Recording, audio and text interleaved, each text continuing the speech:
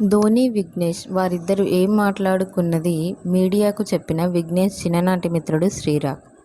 ఐపీఎల్లో ఆడుతున్న తొలి మ్యాచ్లోనే Mumbai Indians leg spinner Vignesh Puthur మంచి ప్రదర్శనతో అదరగొట్టాడు.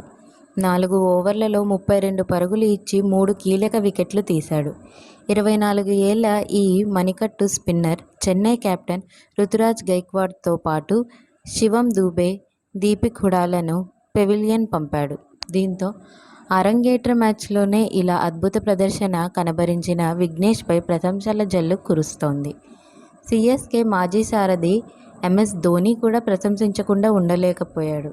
మ్యాచ్ అనంతరం అతడి భుజంపై చెయ్యి వేసి మరీ అభినందించాడు. ఇందుకు సంబంధించిన వీడియో సోషల్ మీడియాలో వైరల్గా మారింది. దాంతో యువ ఆటగాడికి ధోని ఏం చెప్పి ఉంటాడా అని నెటిజన్లు ఆసక్తి కనబరిచారు. చివరికి ఈ విషయం విఘ్నేష్ చిన్ననాటి మిత్రుడు శ్రీరాగ్ ద్వారా బయటకు వచ్చింది. ఆ సమయంలో విఘ్నేష్కు ఎంఎస్ ధోని ఏం చెప్పాడనేది తాజాగా శ్రీరాగ్ మీడియాతో తెలిపాడు. మ్యాచ్ తర్వాతి రోజు శ్రీరాగ్ విఘ్నేష్కు ఫోన్ చేసి ధోనితో జరిగిన సంభాషణ గురించి అడిగాడు. ధోని విఘ్నేష్ను నీ వయసెంత అని అడిగాడు. ఇక మీదట కూడా ఇదే ఆట తీరును కొనసాగించు అని అతడికి సూచించాడు అని శ్రీరాగ్ మీడియాకు తెలిపాడు.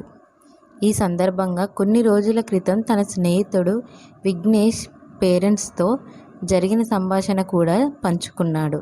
క్రికెటర్లకు చాలా త్వరగా పేరు, డబ్బు వస్తుంది. కానీ ఎంత ఎదిగినా మూలాలను మర్చిపోకూడదు.